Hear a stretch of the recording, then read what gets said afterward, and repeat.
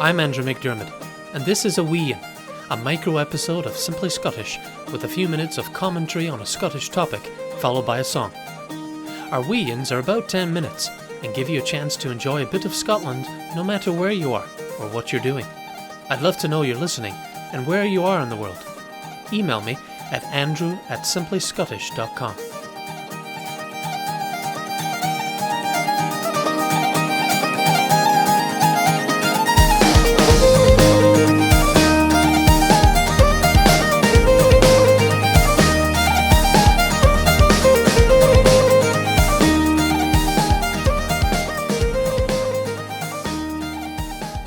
By the way, I produce the Simply Scottish podcast out of my own pocket. It costs me about $100 a month to host every episode online, maintain the website simplyscottish.com, download music, and do a little advertising for new episodes. If you'd like to help me keep the show online and support the production of new episodes, consider becoming a sponsor of Simply Scottish. I've created 3 straightforward giving levels, each modelled after a famous Scot. Friends of Simply Scottish give $10 a month and get a handmade CD of their favourite episode of the podcast and a magnet for the fridge. Patrons of Simply Scottish give $50 a month and get what friends get, plus an album of Scottish music and a call from yours truly to discuss your connection to Scotland and suggestions for future episodes.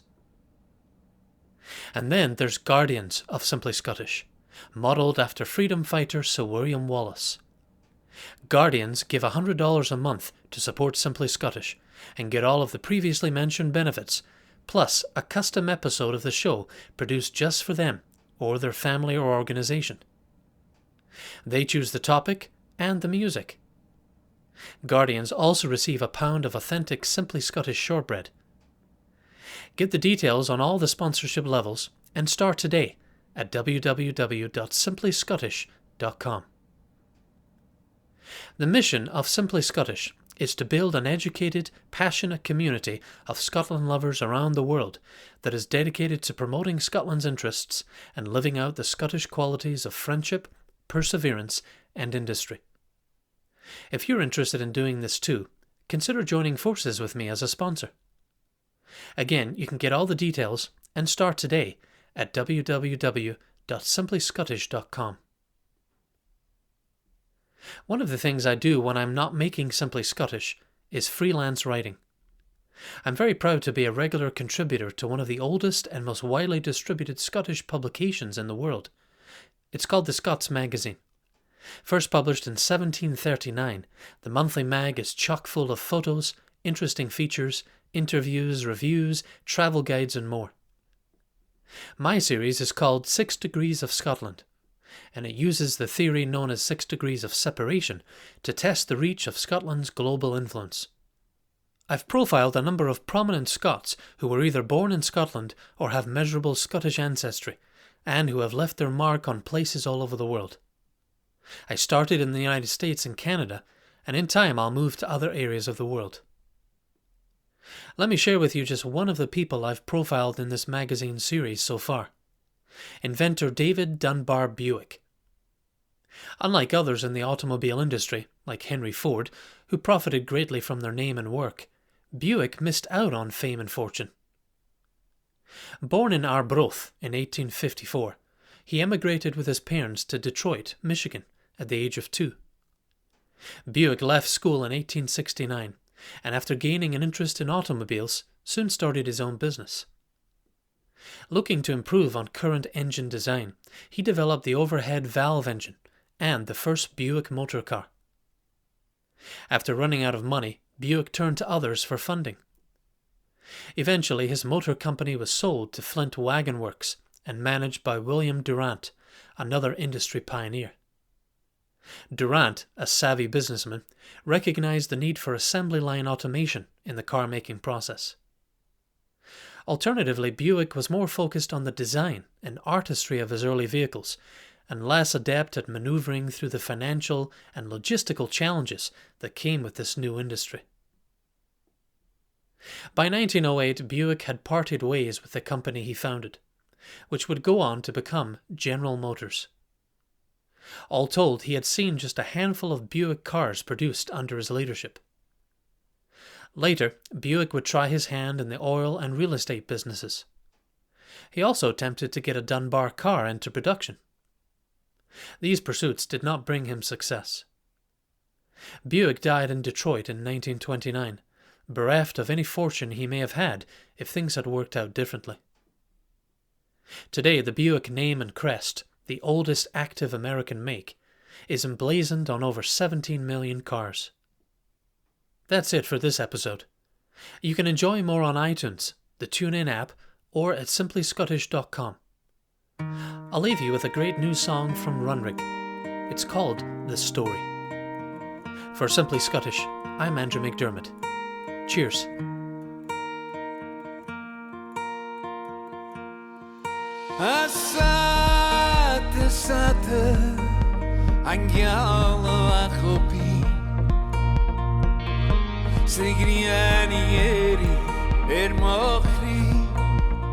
Simply Scottish is hosted and produced by Andrew McDermott. Show content, copyright Simply Scottish Media. All music is used with consent of copyright holders. Continue your Simply Scottish experience at simplyscottish.com. Thanks for listening. And I'm still dreaming of the Hebrides, and I'm still leaning on the early years, and I can't help feeling it will always be the story of the life inside of me.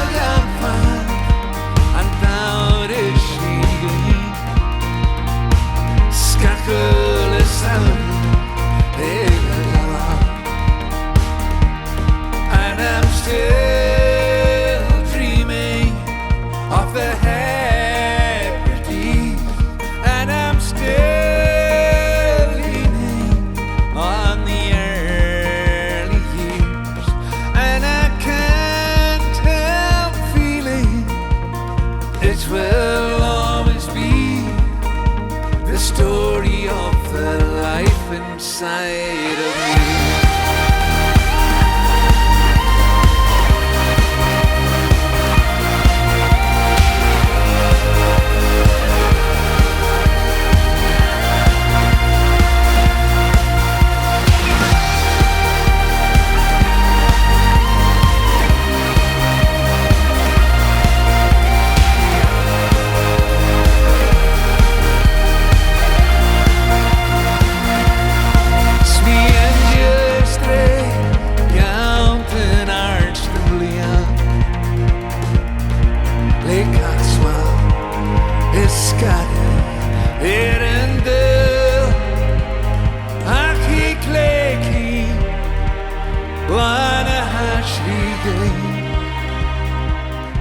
Maar han ik lang, ach het kan ik niet togen.